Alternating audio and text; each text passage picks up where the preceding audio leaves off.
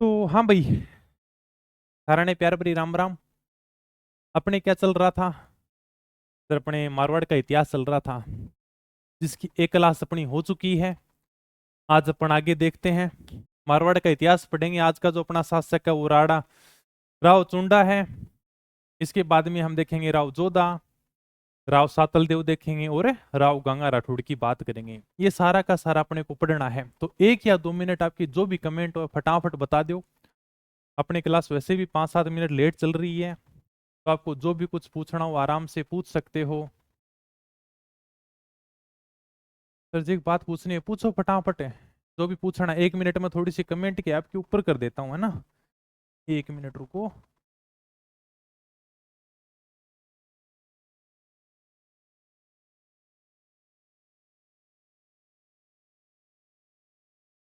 अब ठीक है, ओके। हाँ, करूँ फिर मैं स्टार्ट है। बताओ बताओ। अरे ज्योग्राफी के लिए टाइम है भाई, अमित आराम से कर दूंगा, बहुत लंबा इंतजार है, अभी रुको। कोर्स चालू हुआ नहीं, अभी पूछने आगे कब तक कंप्लीट हो जाएगा। तुम ये बताओ, तुमने याद कर लिया क्या? जो चीजें पढ़ा रहा हूँ उनको साथ साथ में याद कर लेना, इस भरोसे मत रहना कि हम पहले कोर्स कंप्लीट करेंगे और उसके बाद में पढ़ेंगे क्या, नहीं तो फिर कुछ नहीं पढ़ पाओगे। साथ साथ में पढ़ते रहा करो, चाहे थोड़ा थोड़ा करता भी एक दिन बहुत बड़ा बन जाएगा ये। इसलिए बढ़िया तरीके से इनको साथ साथ में पढ़ता रहा करो, ठीक है। सबसे अच्छा ये है। चलो फिर मैं क्लास को शुरू करता हूँ अभी, ठीक है। हाँ, अपने क्या देखना है अभी सर, मारवाड़ का इतिहास पढ़ना है। बहुत ही शानदार तरीके से पढ़ाऊंगा, टेंशन मत लेना। आज के जो अपने अगले मारवाड़ के शासक है उनका नाम है राव चुंडा। ये राव चुंडा है, कंफ्यूज मत हो जाना। एक अपने मेवाड़ के अंदर आएगा राणा चुंडा। ये क्या है, राव। यानी कि मारवाड़ के जो शासक हैं उनकी उपाधि है राव। राव मालदेव है, राव गंगा राठौड़ है, राव जोधा है, ये सारे के सारे राव लगाते हैं। और मेवाड़ के शासकों की उपाधि है राणा, तो वो लगाते हैं सारे के सारे राणा, ठीक है। तो अभी मैं तुम्हें मेवाड़ के अंदर बताऊंगा राणा चुंडा भी आएगा, तो कंफ्यूज मत होना। एक राणा चुंडा है, एक राव चुंडा है। दोनों की अलग अलग खासियत यही है कि अपने इनको उपाधि के हिसाब से पहचान सकते हैं। राव लगेगा तो मतलब सर राव तो जोधपुर वाले राठौड़ लगाते हैं। और राणा लगेगा, राणा है, महाराणा है, ये सब यानी कि मेवाड़ के शासक लगाते हैं। तो राव चुंडा है वो वीरम देव के पुत्र थे। इनके समय प्रतिहार वंश की इंदा शाखा थी, जिन्होंने अपनी राजकुमारी की शादी राव चुंडा के साथ में कर दी थी। और मंडोर इनको दहेज में मिल गया था। तब अन्य का राव चुंडा ने अपनी राजधानी क्या बनाई थी, मंडोर बनाई थी। कितनी शानदार बात है देखो। राव चुंडा के बारे में वीरम देव के पुत्र थे, कोई भी बात समझाने वाली नहीं है। प्रतिहार वंश की इंदा शाखा यानी गुर्जर प्रतिहार वंश के अंदर भी इंदा शाखा थी। तो इंदा शाखा धीरे धीरे समाप्त होती जा रही थी। तो इंदा शाखा ने अपनी राजकुमारी की शादी राव चुंडा के साथ में कर दी और मंडोर इनको दहेज में दे दिया। इंदा शाखा ने सोचा यार क्या अब अपन मंडोर को नहीं संभाल पाएंगे क्या, तो सबसे अच्छा है कि भाई किसी ऐसे राजकुमार की तलाश की जाए जो। यार गजेंद्र गोदारा क्यों इतनी कमेंट मारी है भाई तुम? फटाफट दे कॉपी पेस्ट। क्या मजा आता है, तुम्हें कोई बात पूछनी हो तो आराम से क्लास में पूछ लिया करो, फिर मैं रिकॉर्डेड कर करके डालूंगा। तुम्हें रिकॉर्डेड ही चाहिए तो मैं सारी की सारी फिर कर दूंगा कॉपी पेस्ट, वो पढ़ते रहना तुम। इतनी क्या जरूरत थी इतनी कमेंट करने की, दे धड़ाधड़ कॉपी पेस्ट। यार कोई इतना बढ़िया पढ़ाता है ना, तब तुम मतलब पूरी की पूरी क्लास एकदम, मतलब कोई बात पूछनी हो सर, क्लास से संबंधित पूछनी हो, तब इसलिए होता है कि चलो यार लाइव क्लास करें अपन के। अगर यहाँ से कोई चीज तुम्हारी नहीं समझ में आ रही तो तुम आराम से लाइव क्लास में पूछ सकते हो, लेकिन तुम पता नहीं कि अलग ही महाभारत अलग ही रामायण, जो बात तुम आराम से कॉल करके पूछ सकते हो, वो बात तुम पता नहीं कि यहाँ पर क्लास में कमेंट कर करके पूछते हो। जैसे यानी कि मान लो कि जैसे पहले ऑफलाइन पढ़ाते थे, तो ऑफलाइन के अंदर आराम से अध्यापक अपनी धुन में पढ़ाता है, तब यानी बीच में बच्चा कोई बोल जाता है अलग, यानी कि कोई अलग ही बात पूछनी हो तो ध्यान थोड़ो बहुत भटके बिना कौन नहीं रहे। इतनी शानदार बात बताने लगे मेरे की कौन लागो को रिकॉर्डेड डाल दूंगा तने तो आराम हूँ, ठीक है। इंडिया जी की चाहिए तने पूरा को पूरा दे दूंगा मैं, रिकॉर्डेड दे दूंगा, ठीक है। तो आराम हूँ, फोन कर लिए तेरे खातर तो शुरू करा पहली है।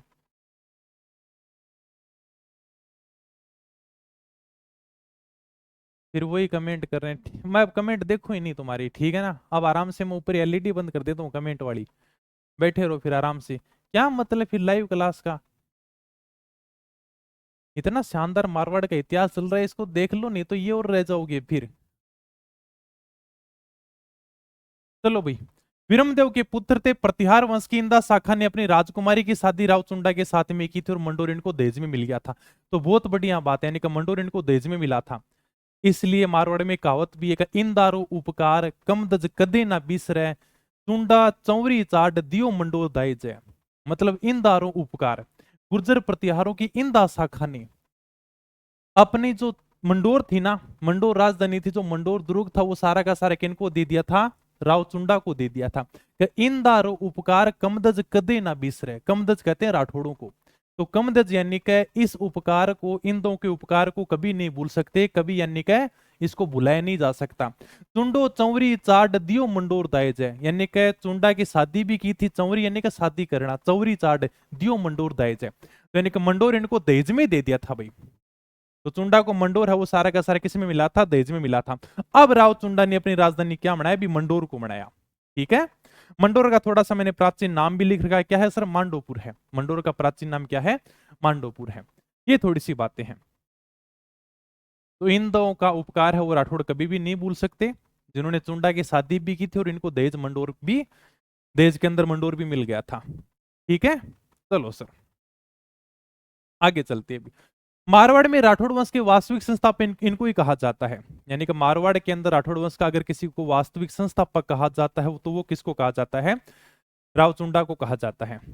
मारवाड़ में इन्होंने सामंतशाही की शुरुआत की थी, नौकरशाही की शुरुआत की थी। अब सबसे पहले आपके शब्द आएगा सर ये सामंतशाही क्या होती है? सामंतशाही कह दो, नौकरशाही कह दो, इसका अर्थ क्या होता है? जैसे अभी आप सरकारी नौकरी की तैयारी कर रहे हो, किसी न किसी विभाग में जाओगे, बस यही सामंतशाही है, यही नौकरशाही है। आप कहते हैं ना, जैसे मान लो कि कोई आदमी लगातार 5-7 साल सरकारी नौकरी की तैयारी करेगा, फिर वो नौकरी नहीं लगेगा तो क्या कहेगा लास्ट में? ना यार का मुझे नौकरशाही में नहीं जाना, क्या मुझे मतलब नौकरी नहीं करनी, का नौकरी मतलब नौकर है, क्योंकि अंगूर क्या है? खट्टे हैं। मतलब सामंतशाही के अंदर सब एक दूसरे से बंधे होते हैं। मान लो कि तुम पटवारी बन जाओगे, तुम ये लगेगा यार कब तो मैं पटवारी बन गया, मैं सब कुछ कर सकता हूँ, क्या नहीं कर सकते। पटवारी के ऊपर होगा नायब तहसीलदार, नायब तहसीलदार उसको कंट्रोल करेगा। नायब तहसीलदार सोचेगा यार का मैं बिल्कुल आजाद हूं, क्या मैं कुछ भी कर सकता हूं, नहीं।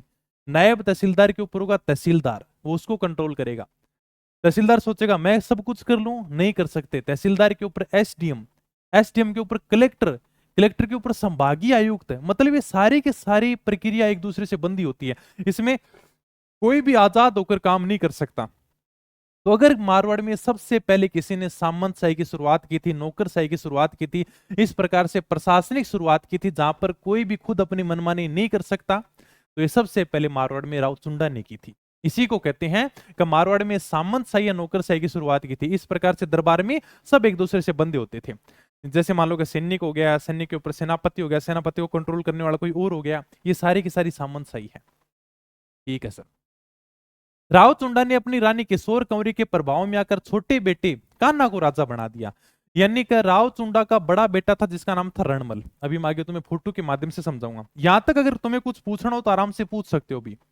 अभी तक हालांकि मैंने तुम्हें को ज्यादा बातें नहीं बताई हैं, फिर भी यानी कि 2-3 बातें बताई हैं।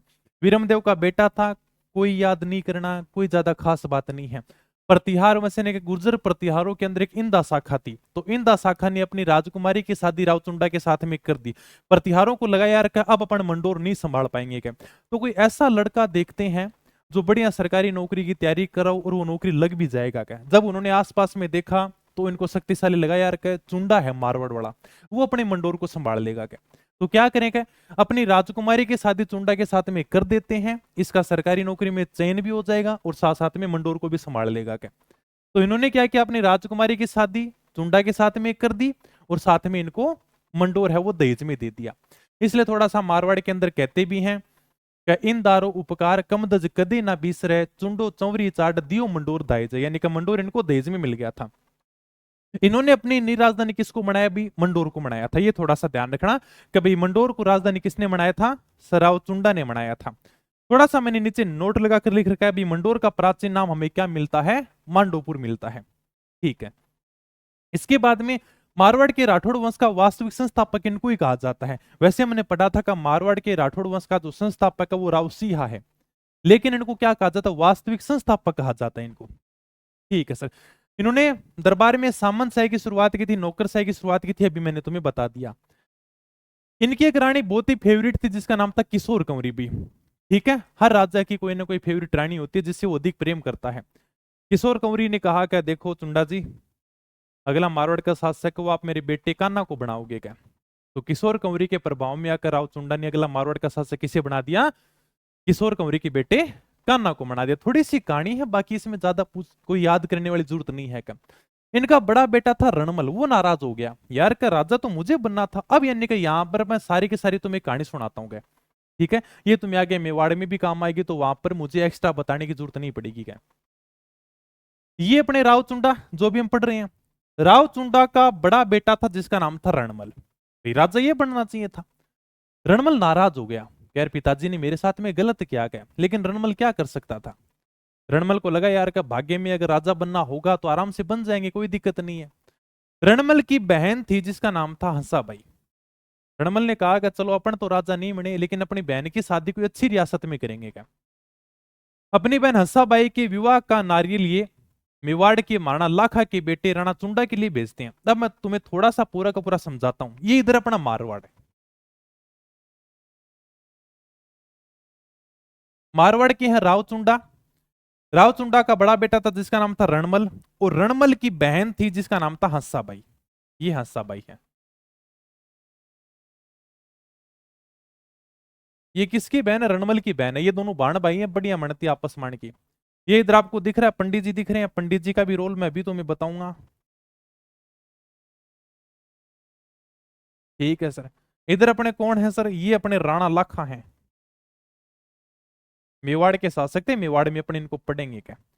और ये अपने राजकुमार है राणा चुंडा। ठीक है, ये राव चुंडा मारवाड़ वाले लगाते हैं राव की उपाधि।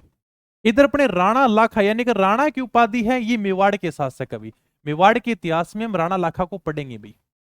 ठीक है, और राणा लाखा का बड़ा बेटा था जिसका नाम था राणा चुंडा। ये है राणा चुंडा। वो राव चुंडा अलग है, वो मारवाड़ के शासक हैं, और ये राणा चुंडा है, वो मेवाड़ के शासक हैं। अब सारी की सारी कहानी यहां से शुरू होती है। राव चुंडा का बेटा राव रणमल, राणा लाखा का बड़ा बेटा राणा चुंडा। रणमल ने सोचा यार क्या, देखो अपन तो राजा नहीं बने, लेकिन अपनी बहन की शादी वो अच्छी जगह करेंगे, अच्छी रियासत में करेंगे। क्या इसलिए हंसाबाई की सगाई का जो नारियल है वो मेवाड़ में भेजा गया। पहले सगाई का नारियल है वो पंडित जी लेकर जाते थे। पंडित जी यानी कि ब्याह शादी सगाई सब फिक्स करके आ जाता। लड़कियां देखना ये तो आजकल चलन हुआ है, बाकी पहले यानी कि शादी के बाद में पता चलता था कि अपने को लड़का कैसा मिला है। पंडित जी जाते, शादी फिक्स करके आ जाते, घर वालों को आकर बता देते कि हमने आपकी लड़की की सगाई है वो वहां पर फिक्स कर दी है।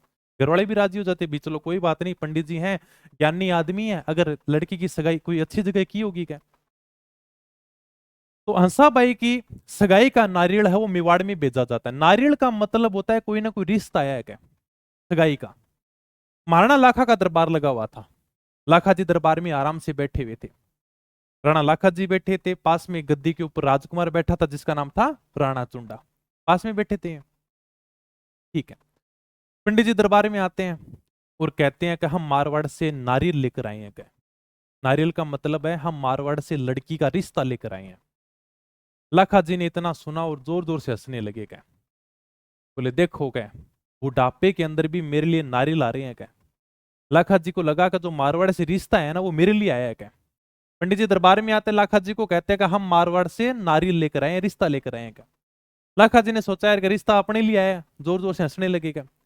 पंडित जी महाराज बोले कि नहीं नहीं, आपने गलत समझ लिया, हम रिश्ता आपके लिए लेकर नहीं आए हैं, हम रिश्ता आपके बेटे राणा चुंडा के लिए लेकर आए हैं। यानी आपके लिए रिश्ता लेकर नहीं आए हम रणमल की बहन हंसाबाई की जो सगाई का नारियल है ना वो हम आपके लिए लेकर नहीं आए हैं, वो हम किसके लिए लेकर आए हैं? राणा चुंडा के लिए लेकर आए, जो आपका बड़ा बेटा है, जो अगला शासक बनेगा। क्या इतना सुनते दरबार में जो मंत्री बैठे थे सारे जोर जोर से हंसने लगे। क्या मंत्रियों ने कहा कि देखो लाखा जी का बुढ़ापा आ गया, लेकिन दिल है कि मानता नहीं। क्या पैर कब्र में लटक रहे हैं, राम का नाम लेने का समय है, लेकिन अभी भी इनको शादी करनी है। क्या जब दरबार में मंत्री ऐसे, तो यार चुंडा जी को बहुत बुरा लगा, राणा चुंडा को बुरा लगा। क्योंकि आपके सामने अगर आपके पिताजी पर कोई हंसे तो आपको भी बुरा लगेगा। राणा चुंडा खड़े होते और कहते हैं कि ये रिश्ता भले ही मेरे लिए नहीं आया हो, लेकिन इस रिश्ते को मेरे पिताजी है वो स्वीकार कर चुके हैं, इसलिए यह विवाह मेरे पिताजी के साथ ही होगा। क्या पंडित जी ने कहा कि शादी तो हम राणा लाखा के साथ में कर देंगे, कोई दिक्कत नहीं है, लेकिन हंसा बाई और लाखा जी से जिस बेटे का जन्म होगा वह अगला मेवाड़ का शासक बनेगा। पंडित जी बड़े होशियार थे भाई, मारवाड़ से आए थे।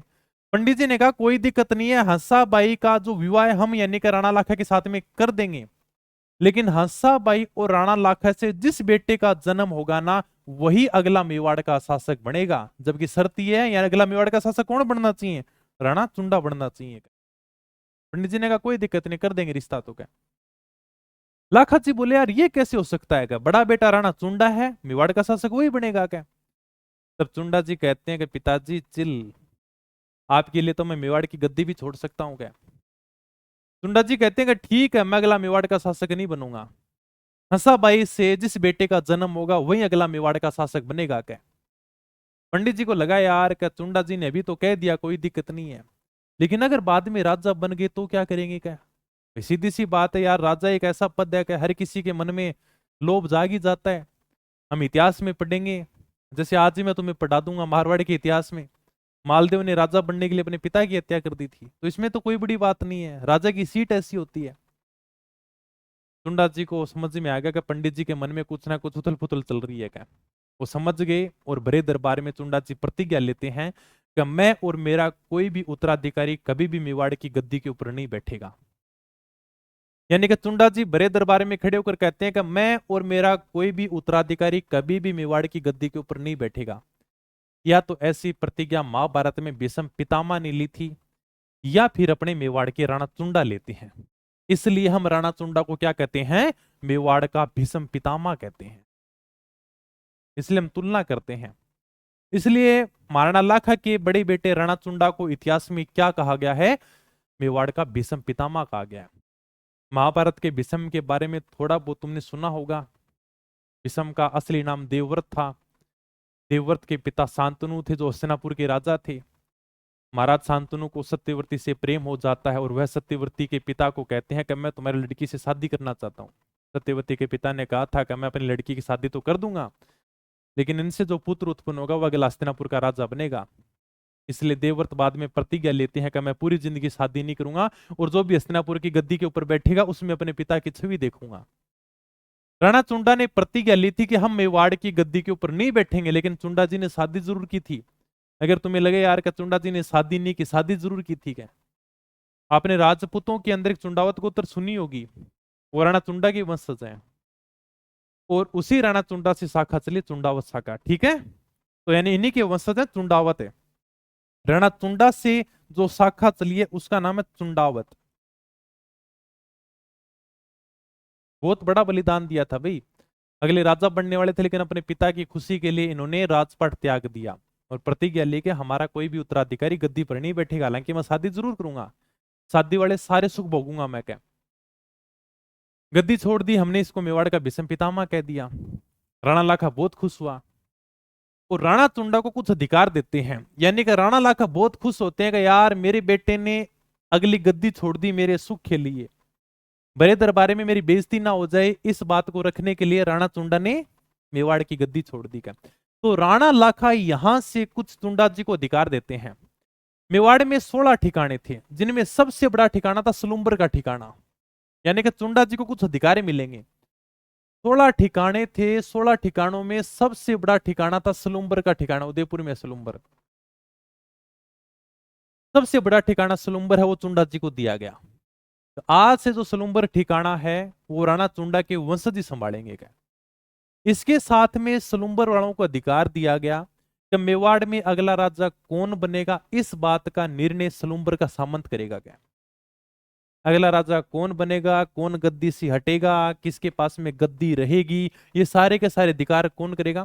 सलुम्बर का सामंत करेगा। क्या मेवाड़ के राजा के राज तिलक सलुम्बर का सामंत करेगा, यानी चुंडा जी के जो उत्तराधिकारी हैं वही हमेशा मेवाड़ के राजा के राज तिलक करेंगे। क्या जो भी सरकारी कागजात होंगे मेवाड़ के, उनके ऊपर राजा के तो हस्ताक्षर होंगे होंगे, इसके साथ में सलूम्बर के सामंत के भी हस्ताक्षर होंगे क्या?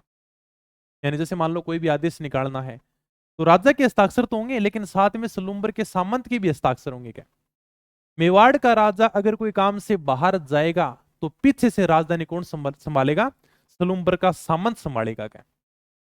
जब भी मेवाड़ का शासक युद्ध करने के लिए जाएगा तो हरावल में सलूम्बर का सामंत लड़ेगा। हरावल का मतलब होता आगे की सेना। जैसे मान लो का सेना लड़ने के लिए जा रही है, ठीक है, तो सबसे आगे सेना का नेतृत्व कौन करेगा? सलूम्बर का सामंत करेगा क्या? राणा चुंडा के जो उत्तराधिकारी हैं वो ही हमेशा हरावल का नेतृत्व करेंगे क्या? इस हरावल को लेकर आगे युद्ध भी होगा, मैं तुम्हें समझाऊंगा उटाला का युद्ध, ठीक है, मेवाड़ के इतिहास में बताऊंगा, दुर्गों में बता दूंगा। इस तरह सारे के सारे अधिकार है वो राणा चुंडा के वंशजों को दिए जाते हैं। उनके जो जो भी वंशज होंगे, उनके जो भी परिवार वाले होंगे, उनकी जो भी शाखा होगी, उन सबको ये अधिकार दिए गए थे। राणा लाखा और हंसाबाई का विवाह हो जाता है। ये विवाह की शादी, इधर अपने लाखा जी हैं, इधर अपने हंसाबाई हैं, दोनों की शादी हो जाती है और इनसे मोक्कल का जन्म होता है।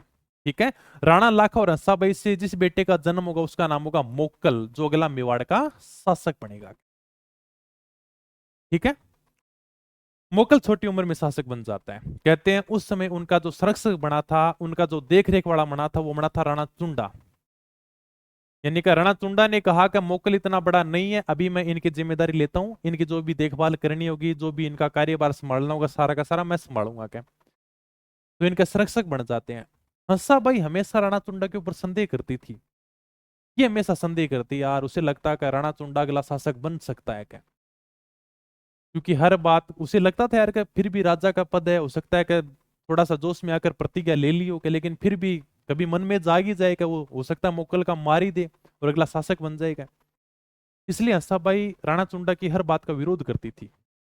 ये बात चुंडा जी को अच्छी नहीं लगी, क्योंकि चुंडा तो स्वाभिमानी था, उसने तो गद्दी छोड़ दी थी। इसलिए राणा चुंडा मेवाड़ छोड़कर मालवा के सुल्तान हुसैन शाह के पास में चला जाता है कि अपने को मेवाड़ में रहना ही नहीं है क्या।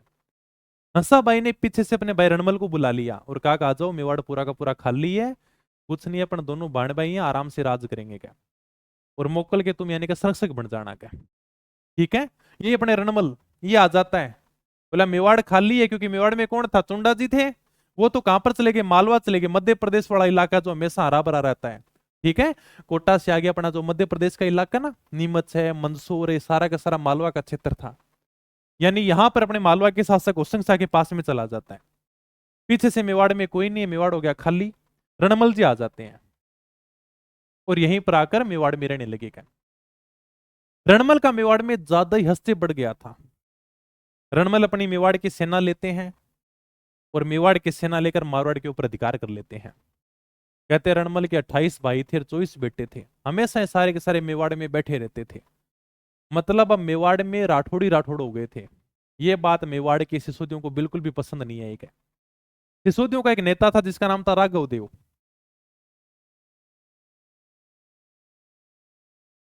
एक सिसोदियों का नेता था जिसका नाम था राघव देव। ये राघव देव कौन था सर? ये इसी राणा चुंडा का भाई था। यानी भाई तो है पीछे, राणा चुंडा तो चले गए, लेकिन पीछे कोई ना कोई नेता तो होगा ना सिसोदियों का, मेवाड़ वालों का कोई ना कोई तो नेता होगा। तो राणा चुंडा का भाई था राघव देव। इसको यार ये बात बिल्कुल भी पसंद नहीं आई कि सारे के सारे राठौड़ हैं वो यहीं पर बैठे रहते हैं क्या। एक दिन राघव देव ने रणमल को कह दिया क्या, अतिथि कब जाओगे, वापस अपने राज्य मारवाड़ में जाओ और खुद का राज्य संभालो क्या। ऊपर से राघव देव ने दो चार बातें और कह दी क्या, मारवाड़ वाले सारे के सारे मेवाड़ में आकर बैठ गए हैं, हमारे मारवाड़ में खाने के दाने नहीं है, इसलिए तुम सारे के सारे यहाँ पर बैठे हो मेवाड़ में और मौज कर रहे हो गए। ऊपर से राघव देव ने वो अल्ताफ रजा वाला गाना भी सुना दिया कि तुम तो ठहरे परदेसी, साथ क्या निभाओगे, सुबह पहली गाड़ी से घर को लौट जाओगे। कि तुम तो परदेसी आदमी हो, फटाफट सुबह वाली पहली गाड़ी पकड़ो और फटाफट यहाँ से रवाना हो जाओगे। रणमल को यह बात बहुत बुरी लगी यार, उसने राघव देव की हत्या करवा दी गए। एक मिनट, फोन आ रहा है, साइलेंट कर देता हूँ। हाँ, जब यानी कि राघव देव ने इस प्रकार से दो चार ताने मारे ना, ये बात बहुत बुरी लगी रणमल को। तो रणमल ने सोचा यार इसको सल्टाना पड़ेगा क्या, इसके भाई को तो हमने मालवा बेच दिया, अब ये ज्यादा बकवास कर रहा है, इसको भी अपन क्या कर देते, सल्टा देते हैं, ताकि फिर अपना मेवाड़ में कोई भी विरोध नहीं करेगा। तो राघव देव की क्या करते हैं, हत्या करवा देते हैं। मेवाड़ में रणमल की गर्लफ्रेंड भी बन गई थी जिसका नाम था बारमली। ठीक है। अब यानी सीधी सी बात, अब ये आदमी कई दिन तक मेवाड़ में रहेगा तो कोई ना कोई तो इसकी गर्लफ्रेंड तो बननी है। इसकी जीएफ बन गई जिसका नाम था बारमली। इतने दिन तक आदमी से अकेला थोड़ी रहा जाए, सीधी सी बात है। एक दिन रणमल ने ज्यादा दारू पी ली और नशे में रणमल ने बारमली को बोल दिया कि देख मैंने राघव देव को मार दिया है और अब मैं यानी कि कुंभा को भी मारूंगा क्या। मोक्कल के बाद में अगला जो मेवाड़ का शासक बना था वो बना था कुंभा। हम मेवाड़ के इतिहास में पढ़ेंगे, यानी कि मोक्कल भी मारा जाता है। मोक्कल किस प्रकार से मारा जाता है हम इतिहास में पढ़ेंगे। मोक्कल के बाद में अगला जो मेवाड़ का शासक बना था वो बना था कुंभा। कुंभा भी ज्यादा बड़ी उम्र का नहीं था। तो रणमल ने कहा कि मैंने राघव देव को मार दिया है, राजा बड़े हैं नहीं, छोटे छोटे बच्चे हैं वो राजा बन रहे हैं क्या। अब यानी कि मैं कुंभा को मार दूंगा, इसके बाद में मैं अगला मेवाड़ का शासक बन जाऊंगा और मैं तुम्हें मेवाड़ की रानी बनाकर रखूंगा। बारमली को कहता है शराब के नशे में। बारमली ने कहा कि आपको तो मेवाड़ को बचाने के लिए बुलाया गया था ना, और आप यानी कि कुंभा को मारने की बात कर रहे हो क्या। बारमली को बात बहुत बुरी लगी यार। हालांकि वह रणमल से प्रेम करती थी, लेकिन उससे भी ज्यादा वह अपने मेवाड़ से प्रेम करती थी। विदेश प्रेम था उसमें, कूट कूट के भरा था। वह बागी बागी हंसाबाई के पास में जाती और कहती है कि आपका जो भाई रणमल है ना, वो आपके पोते कुंभा को मारने की योजना बना रहा है। बारमली बागी बागी किसके पास में गई, हंसाबाई के पास में गई। हंसाबाई का बेटा था मोक्कल और इसका पोता था कुंभा। तो ये हंसाबाई जाकर हंसाबाई को सारी की सारी बात बताती है बारमली कि आपका जो भाई रणमल है वो आपके पोते कुंभा को मारने का प्लान बना रहा है। पहले तो हंसाबाई को विश्वास नहीं हुआ क्या, लेकिन हंसाबाई को पता था कि अपना भाई रणमल तो क्या पागल है क्या। अगर मैं इसको समझाऊंगी कि मेरे पोते कुंभो को मत मार के, तो वह कल नहीं आज ही मार देगा क्या। गांव में एक कहानी बहुत प्रचलित है कि एक गांव में एक पागल आदमी था। वह कभी बच्चों को पीट देता, कभी महिला पानी भरने जाती उनके मटकों को फोड़ देता, कभी किसी बुजुर्ग आदमी की लाठी लेकर भाग जाता। तब गांव वालों ने मीटिंग की और कहा, अरे पागल आदमी तेरा और सब हरकतें तो ठीक हैं, लेकिन तू किसी दिन गांव की आग मत लगा देना क्या। पागल आदमी ने सोचा कि ये तो मेरे दिमाग में आया ही नहीं था क्या, ये आइडिया तो आपने बिल्कुल सही दिया क्या।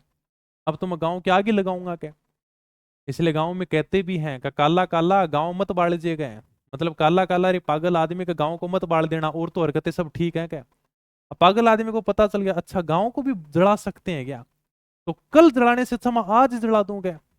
तो रणमल वैसे ही पागल आदमी था। अगर उसे कोई कह दे कि कुंभा को मत मार देना, तो अगर वो कुंभा को कल मारेगा तो वो आज ही मारेगा क्या।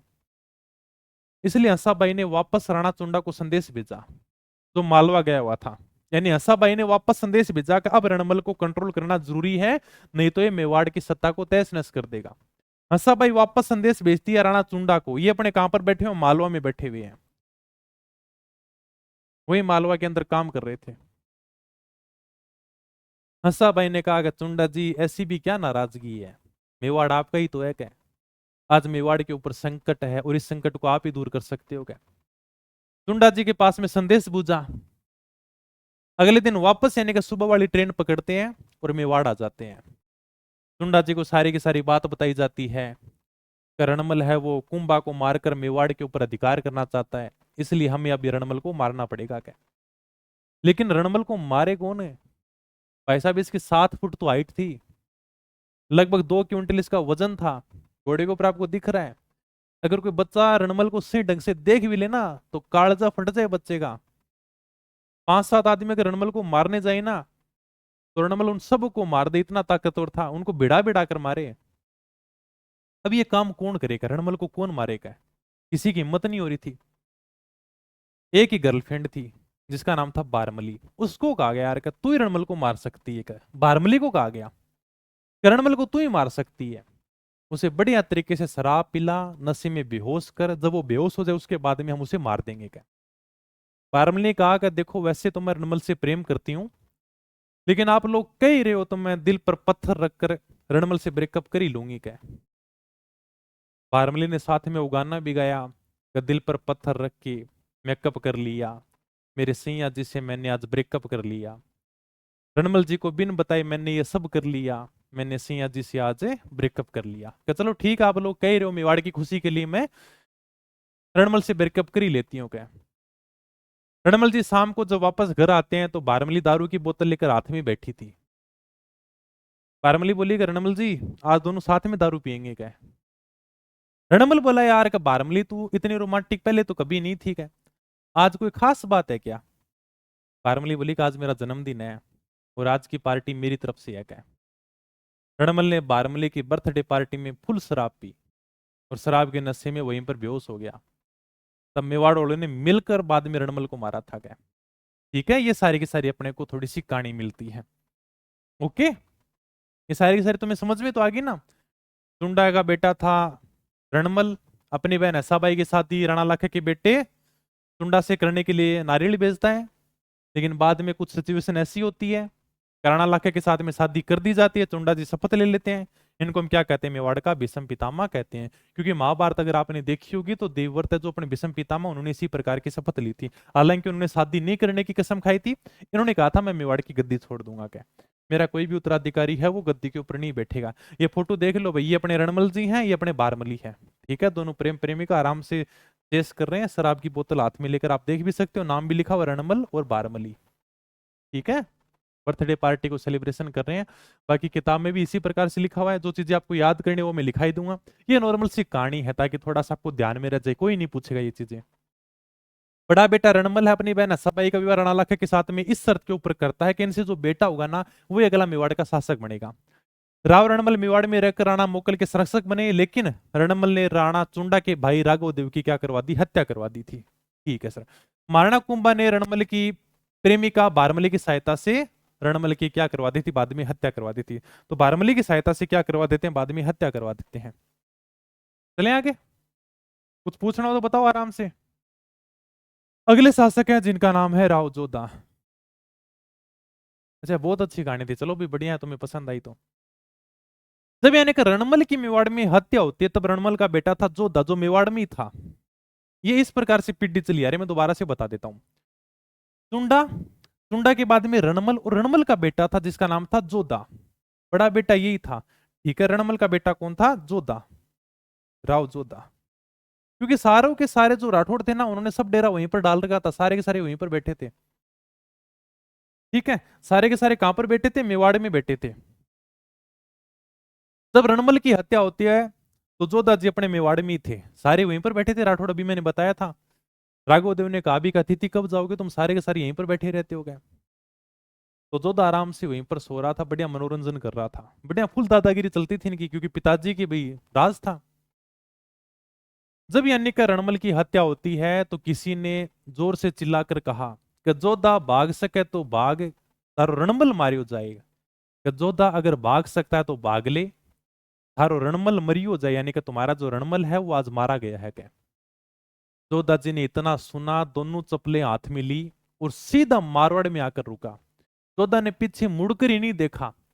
अगर उस दिन जोधा के साथ में उसेन बोल्ट भी दौड़ता ना तो भी जोधा उसको पीछे छोड़ देता।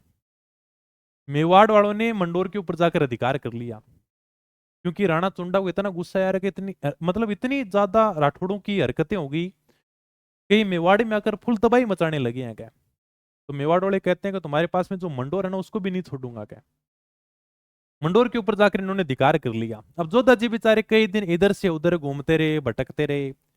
एक दिन जोधा जी को अड़बूजी मिलते हैं। अड़बूजी की हम बात करेंगे लोक देवताओं में, ठीक है, पंचपीर में आते हैं, कला संस्कृति में पढ़ाऊंगा मैं तुम्हें।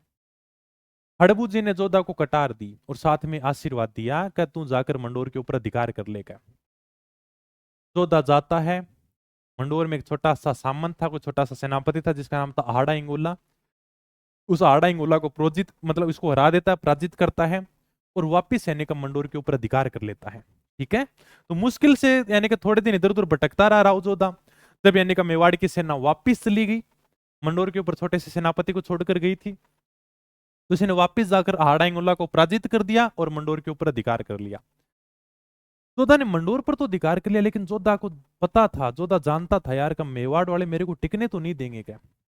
इसलिए जोधा ने अपनी बुआ हंसाबाई के पास में मैसेज भेजा, संदेश भेजा, अब यानी का मेवाड़ मारवाड़ की दुश्मनी को खत्म कराओ क्या। देखो यानी बुआ लगी, रणमल की बहन थी हंसाबाई, रणमल का बेटा जोधा, तो जोधा की बुआ कौन हुई? हंसाबाई। तो जोधा है वो हंसाबाई के पास में संदेश भेजता है, अब यानी का मेवाड़ मारवाड़ की जो दुश्मनी है उसको खत्म करा दो, मेरी वैसे भी कोई गलती नहीं थी, सारी की सारी गलती वो पिताजी की थी, क्या मुझे क्यों परेशान कर रहे हो क्या। हंसाबाई भी अपने पोते कुंभा को समझाती है कि इस दुश्मनी को खत्म करते हैं, इसको रिश्तेदारी में बदलते हैं, क्या कोई ना कोई एक इसी प्रकार की संधि करते हैं ताकि मेवाड़ अलग हो जाए, मारवाड़ अलग हो जाए। तब जाकर 1453 में हंसाबाई की मध्यस्थता से मेवाड़ और मारवाड़ की सीमा का निर्धारण किया जाता है। यानी कभी मेवाड़ अलग रहेगा, मारवाड़ अलग रहेगा, दोनों एक दूसरे के बीच में इंटरफेयर नहीं करेंगे, क्या ठीक है। ये देखो थोड़ा सा ये लिखा है मैंने राव जोधा। अब शासनकाल याद रखना भी, अभी तक मैंने किसी का शासनकाल नहीं लिखा है, जोधा का लिखा है, मतलब अपने को याद करना है। 1438 में जब चित्तौड़ में इनके पिता रणमल की हत्या होती है, तब जोधा मेवाड़ से अपने साथियों के साथ मारवाड़ की तरफ भागता है, ठीक है। हड़बू जी आशीर्वाद देते हैं, राव जोधा ने आहाड़ा इंगोला को पराजित कर दिया और वापस मंडोर दुर्ग के ऊपर अधिकार कर लिया। इनके आशीर्वाद से वापस मंडोर दुर्ग पर अधिकार कर लिया। अब होगी आवड़ बावड़ की संधि, कब होगी सर 1453 में होगी, इसकी फोटो होगी मेरे पास में, हाँ ये देखो। हंसाबाई की मध्यस्थता से आवड़ बावड़ की संधि होती है। जहां जहां हरियाली है वो क्षेत्रों का मेवाड़ है, मतलब आंवले की झाड़ियां हैं, वो क्षेत्र मेवाड़ का होगा। ये देखो आंवल है, मतलब आंवले की झाड़ियां हैं, तो आंवल का जो क्षेत्र है ना, जहां जहां आंवल वाला क्षेत्र है, आंवले की झाड़ियां हैं, वो क्षेत्र मेवाड़ का होगा, मतलब वो महाराणा कुंभा का होगा। ये अपने कौन है, राणा कुंभा है भाई। यावड़ बावड़ की संधि 1453 में महाराणा कुंभा और राव जोधा के बीच में होगी। ये अपने राव जोधा है। यानी कि जो हरियाली वाला क्षेत्र है वो सारा का सारा अपने मेवाड़ का होगा। और जहां से यानी कि बबूल है, किंकर है, इनके पेड़ शुरू हो जाएंगे ना, वो क्षेत्र मारवाड़ का होगा भाई। इसी प्रकार से सीमा का निर्धारण करेंगे। या अपना बबूल तो जानो ना, तो बबूल का पेड़ जड़ना पा किंकर बोला गांव की भाषा में, तो अपना मुरुस्थल में युग है, मेवाड़ में को नहीं है, ठीक है। तो आंवले की झाड़ियां हैं वो क्षेत्र मेवाड़ का होगा, बबूल के जो पेड़ है, किंकर के जो पेड़ है वो क्षेत्र मारवाड़ का होगा। और बीच में कोई ना कोई पॉइंट होगा, उस पॉइंट का नाम रखा गया सोजत, यानी कि सोजत में सीमा का निर्धारण किया गया भैया, यानी कि अपने जो अंतरराष्ट्रीय सीमा है इसका पॉइंट होगा क्या। सोजत से इधर यानी कि मारवाड़ है, सोजत से इधर मेवाड़ है। तो इस प्रकार से सीमा का निर्धारण किया गया था, किसकी मध्यस्थता से, हंसाबाई की मध्यस्थता से। मेवाड़ की महाराणा कुंभा, मारवाड़ की राव जोधा के बीच में आवड़ बावड़ की संधि होती है, जिसमें मेवाड़ और मारवाड़ की सीमा का निर्धारण हो जाता है। इसके अलावा राव जोधा ने अपनी बेटी श्रृंगार देवी का विवाह महाराणा कुंभा के बेटे रायमल से कर दिया। महाराणा कुंभा का बेटा है रायमल और राव जोधा की बेटी है श्रृंगार देवी।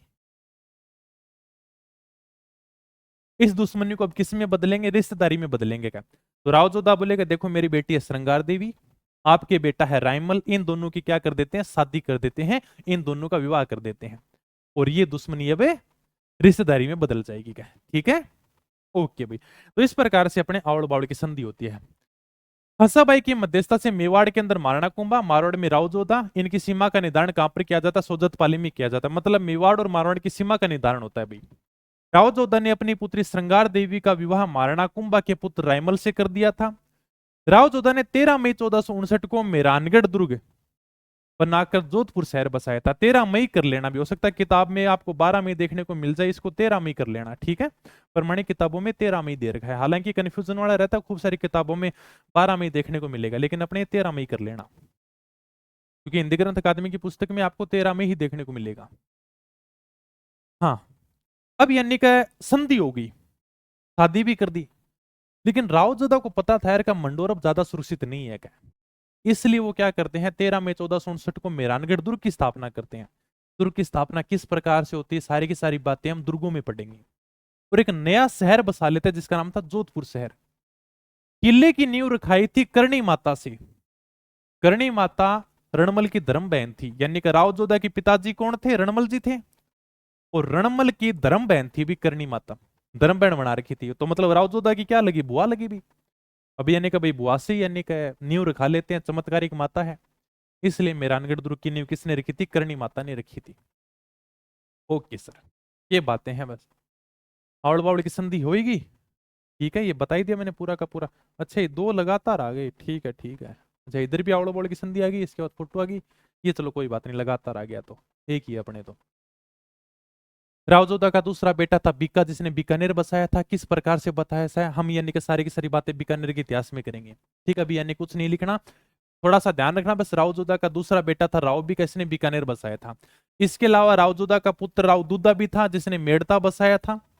और राव जोधा के पुत्र क्रमसिजी थे, जिनके वंशज क्या कहलाए थे, क्रमसोत राठौड़ कहलाए थे। ये थोड़े सी बेटों की जानकारी है, कितने बेटे थे इतनी ज्यादा अपने को जानकारी नहीं रखनी है। ये थोड़ी 3 बेटों की मोस्ट बातें हैं भाई। एक तो ये है कि भाई दूधा ने मेड़ता बसाया था, और एक जोधा का बेटा क्रमसिजी था, इसके वंशज बाद में क्रमसोत राठौड़ कहलाते हैं। और दूसरा बेटा बीका था, जिसने बीकानेर बसाया था। ठीक है, हालांकि सारे के सारे हम बीकानेर के इतिहास में करेंगे क्या। एक राव जोधा की रानी थी, जिसने जसमादे, रानी का नाम था जसमादे, जिसने जोधपुर में रानीसर तालाब का निर्माण कराया था।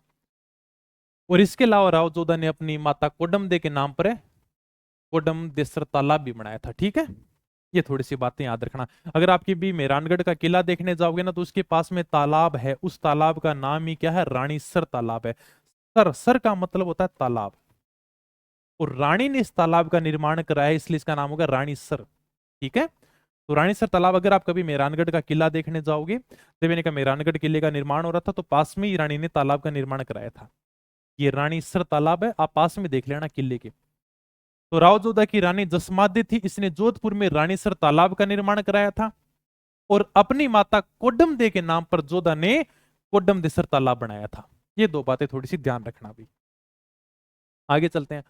राव जोधा ने, कहते हैं, दिल्ली के शासक बहलोल खां लोधी को भी पराजित किया था। बहुत बड़ी बात, अभी दिल्ली का शासक उसमें बहलोल लोधी था, उसको पराजित कर देते हैं। दिल्ली के शासक को अगर मारवाड़ का शासक पराजित कर दे तो बहुत बड़ी बात है ना। इसलिए पंडित गौरीशंकर हीराचंद ओझा कहते हैं कि वास्तव में राव जोधा मारवाड़ का पहला प्रतापी राजा है, जो दिल्ली के शासक को पराजित कर रहा है क्या। ठीक है, ओके।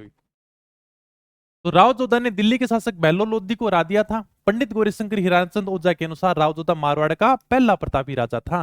कि इतने शासक तो नॉर्मल हुए थे क्या, ये ऐसा शासक था जिसने दिल्ली के शासक बहलोल लोधी को पराजित कर दिया था। ओके भाई, ये अपने राव जोधा हो जाते कंप्लीट। इसके बाद में अगले जो शासक हैं, उनका नाम है राव सातलदेव। ये राव जोधा के बड़े बेटे थे, अगले मारवाड़ के शासक बनते हैं। इनके समय मारवाड़ में पिपाड़ कस्बे में लड़कियां गणगौर की पूजा कर रही थी। तब अजमेर के सूबेदार मल्लू खां के सेनापति गुड़ले खां ने गणगौर की पूजा कर रही 140 कन्याओं का अपहरण कर लिया।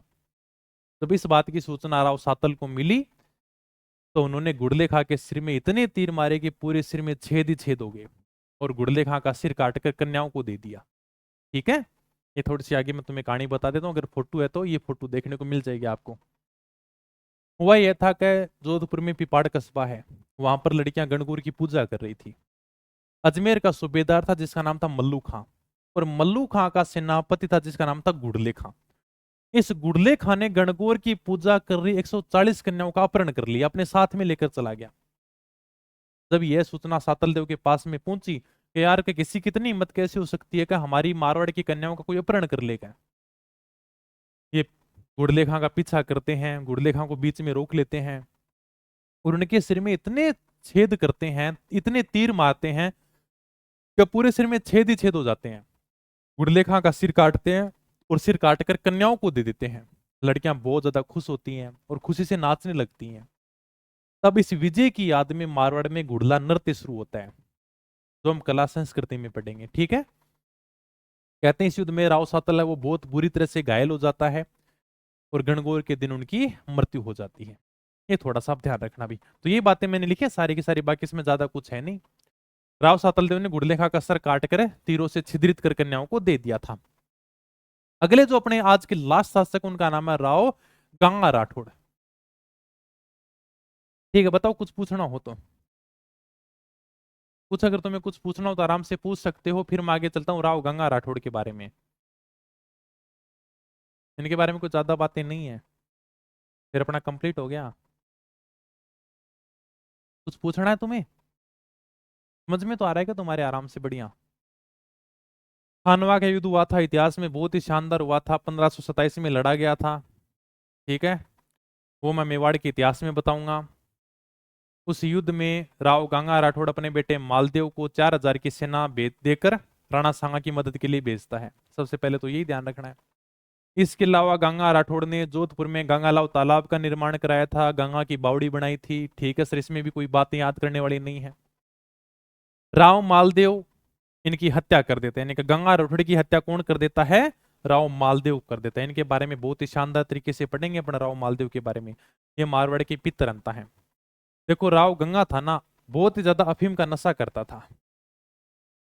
एक दिन अफीम के नशे में गंगा जी है वो मेहरानगढ़ दुर्ग की खिड़की के ऊपर बैठे हुए थे, ठंडी ठंडी बढ़िया हवा का आनंद ले रहे थे।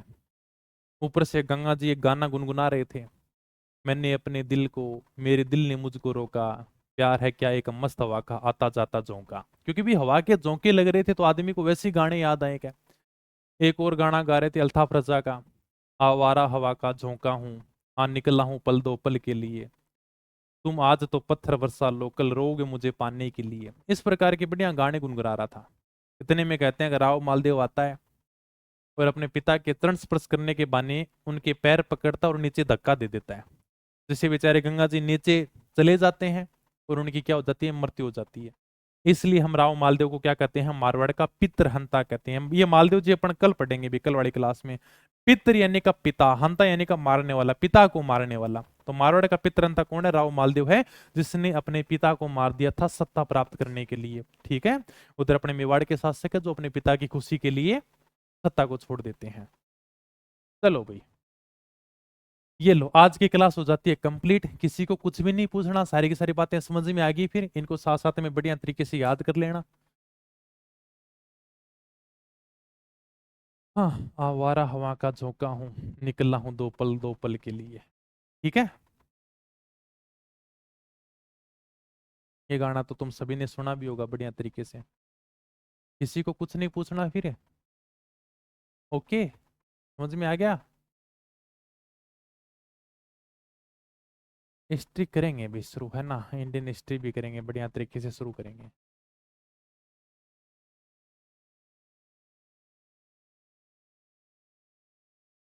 दो दो सब्जेक्ट एक बार चला रखे हैं, दो कंप्लीट हो जाएंगे फिर दो और शुरू कर देंगे।